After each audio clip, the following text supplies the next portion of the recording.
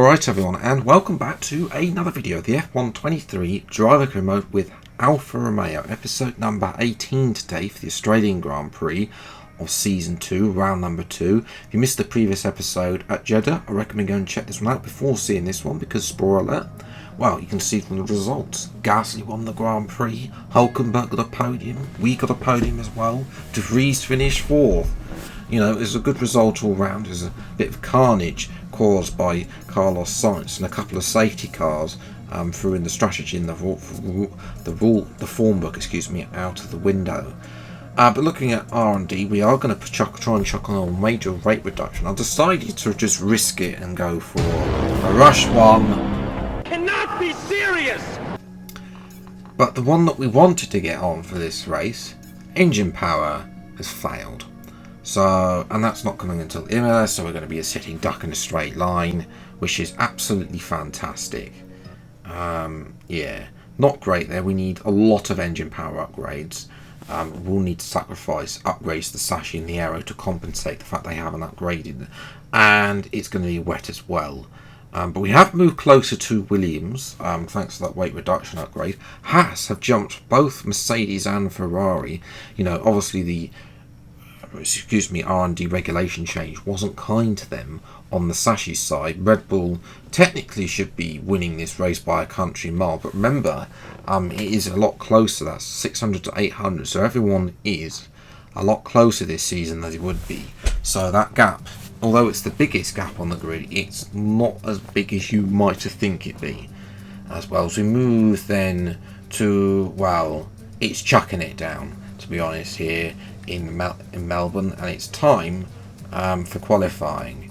And yeah, things didn't really go well on my first lap. Went far too deep into this corner, and it almost went off without full-on brakes there. So yeah, we did lots of laps. So what this is actually going to start our final lap, because the rain got lighter throughout the session, I should point out. So yes, final lap. Oh, hang on, someone's gone wide. I think that was Norris. Norris has gone wide at that corner. We're lucky any closer, and we would have been. Yeah, he went far too deep as well. I think that he's not even on his in lap actually. I think a lot of these drivers are in that. We are flying. We're 5/10 up, a bit slow at that corner there. I'm not going to lie, a little bit. Losing a bit of time, we're gaining up. We're going to hopefully gain that back. We have dropped to P19. We're now 6/10 up on our previous best time. You see the amount of spray just coming off the tyres. There's an Alfa Tauri behind us, which I think is on an in-lap as well. We're now going to try and use again. I've gone for lower wings this weekend as well. Although we'll come back to that in a moment in the race. Yeah, 9/10 up on our previous best time. Where will this put us? This is going to be intriguing to see where this will put us. We're in second up, previous best time. Can we get it in the top 10? That would be nice. Just looking though, Stroll's done a 28.4, so we need to be what, at least 1.6 seconds, but it's a bit of a slow final corner. 1.5 seconds gained, 1.6, 1.7. Can we get that? Can we get the positions gained? Where will this put us? It's P15. Oh. Yuki's very good up in third, by the way, and deserves to mention there, his teammates behind us. Yeah, not great. Well, you know, it struggled in the rain, so. Well, we'll have to see what we can do. From 15th on the grid, it is going to be a grind to get anything out of this race. It's time for today's Australian Grand Prix. Welcome to Albert Park for the Australian Grand Prix. For many years, it was the season opener, but in recent times, it fell victim to the pandemic reshuffling. I'm happy to say it is now back at the heart of the F1 calendar. We first raced here in Albert Park back in 1996. It's 3.2 miles, 14 turns now instead of the original 16, part of a larger redevelopment to encourage overtaking. The drivers enjoyed it in 2022. It retains the landmarks, the bumps, the challenge, but there's more opportunity to attack with those 5 corners to the left and the 9 to the right. Off the back of a fantastic qualifying session, it's time to see how our starting grid looks like for today's race. Charles Leclerc lines up on pole position. Yuki Tsunoda completes the front row.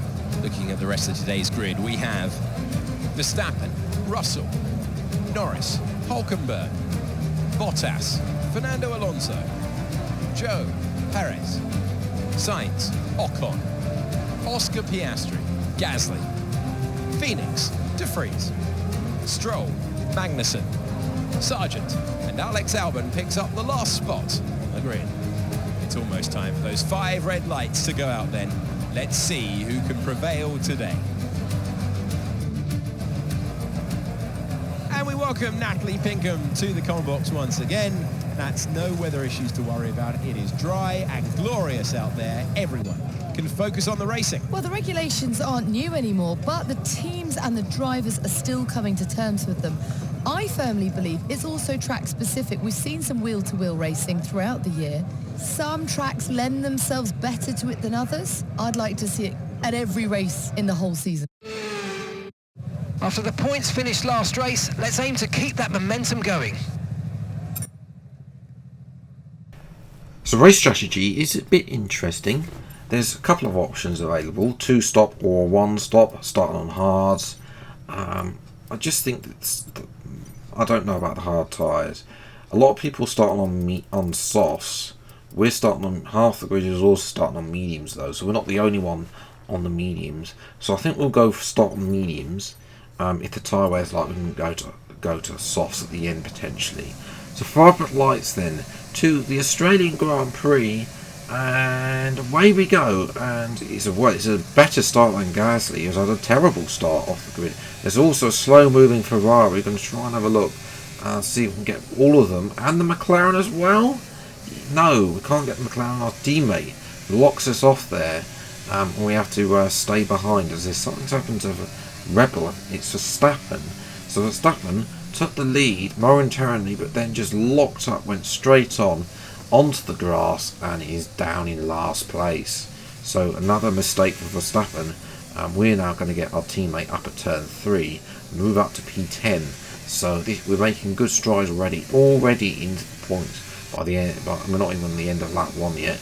And while we were overtaking Alonso, Ocon was overtaking Sainz. So Sainz is starting to fall backwards, and he has had a new engine this race, but obviously we're looking to we'll be looking to do a little bit better. Sainz does get past. We're going to go inside the home favourite Oscar Piastri as well, and ruin the locals' joy there and get P9. But it's not going to last too long. The straight line speed is woeful of this car, and that's Piastri gone, just like that. There are 4 DRS zones. It's worse than last year. In any way for me racing, I prefer 3 DRS zones actually. This is just for me racing in the F1 game. I prefer it with 3 DRS zones. I know it in real life it's better. We've seen better racing with 4 DRS zones, but in game it's been better with 3 DRS zones as well. Sainz is going to come past, and we're just going to fulfill our Ferrari contract and let him go. That's going to put us out the points though. You can see Piastri just disappeared up the road. And I'm starting to think at this point we need to come in, because we need to change the wing, change the wing down. You can see Alonso there, all over the back of us. We've a little bit of a tyre playing with our teammate, but nothing meant by it. But we are going to try and keep ahead of our teammate for now. I'm thinking about an early pit stop. The hard tyres are woeful. There goes Alonso. So maybe it's just the setup. We need to lower the wings or something. Or just saying that Alonso's not like blasting past like Piastri is. We are able to keep with him with DRS. So we're unable to get past. So I'm thinking of a pit stop on lap 6. It means we don't have to go for the hard tyres. The tyre wear is 20% already, and Gasly is gone, flown past the DRS. I also don't like the fact that there's only one DRS detection point for these 2 DRS zones. I feel like they could have shortened that first one and put a DRS detection point in the braking zone for it. But there we go. We're going to lower the front wing and we're going to dart down the inside of Pierre Gasly. So I initially wanted to put it 24. We are going to go mediums again, so we'll have to stop again. We are going to lower the 5.4 on the front wing from what we've been running previously. Hopefully that does the trick and we're going to be a lot faster. And again, this is, I think this is obviously, you can only do your setups in time trial. Obviously this doesn't account for any upgrades, so you have to adjust for that, which is, I think it's worse on this year's game as well. Come out in last place, but I mean it's a good time to settle down now, not have squabbling like these two, because here's Yuki and Russell both going side by side, and Tsunoda goes around the outside. So say Tsunoda looking for a good result after a very good qualifying. Back to our PV on lap number 13. Leclerc has come into the pits, or just come out ahead of us. We are going to make a double dive bomb on Stroll and De Vries, both of which are going far too slow for anyone keeping each other company. The Williams isn't very good, and you know De Vries isn't that quick compared to isn't gelled with this car, unlike his teammate, a fluke P4, very much to say. But we are in a very good position. The undercut has worked an absolute treat because we are effectively P3 on the road when we make our pit stops. We're even ahead of Tsunoda, and Tsunoda is going to be ahead of Russell still. Russell almost going to the back of him. Tsunoda on hard tyres, Russell on mediums. Our teammate though leads this race though, because he is also yet to stop. The last man to make one pit stop. Obviously we've got to stop again, but yeah, but he eventually will pit for hards, I think. So as Tsunoda goes past, we're just not really going to fight too much. The main thing for us is to just make sure we don't lose too much time, as well as we're watching behind. That's Russell going slowly. Is that Russell out of the race? He's pulling over to the right hand side. Yes, it is. Russell out of the race with an engine failure as well. Now Perez is having to go to us down the inside. We're just going to take the racing line, take the apex first, and not allow Perez in too much. That's going to allow Tsunoda to move ahead. There goes Perez now up into another position, and Piastri's going to come through on mediums compared to the lot of hard tyres around. So I'm thinking that Piastri there, and that's Sainz going wide. So more, it's been about, Sainz's race goes from bad to worse, as we've got both a bit of ping pong between Piastri and Zhou there. Well, Piastri, we come back on top as well. We're looking to try and get to lap 19. That's when we can fit to the soft tyres. We're really just hanging on at this moment. Piastri also mediums, which is a little bit surprising. As well, both McLaren seem to have good tyre wear actually, because Bottas, I think, just behind is also mediums. We actually decided to come in a lot early on lap 18. You know, I've just decided that we had that gap to Zhou, just fell behind really, who were trying to take an unorthodox line for a corner, and we are coming in for our second and final stop. And 2.3 is the stop time, which is very good. Well, are we going to come out in front of Stroll and De Vries? No. Can we get De Vries into turn 1? No. As well. So we're going to have to overtake those two as well, but we're going to get instantly just, well, getting in front of De Vries anyway. He's on the hard tyres, we're just going to blast past. Can we get points out of this? That is going to be a tough ask. Stroll is the next victim for us. As I say, we can get a few cars at least, but how many is a good big question. We've darted down the inside and up to P17. So as well, an unusual place to make an overtake down the inside of turn 1.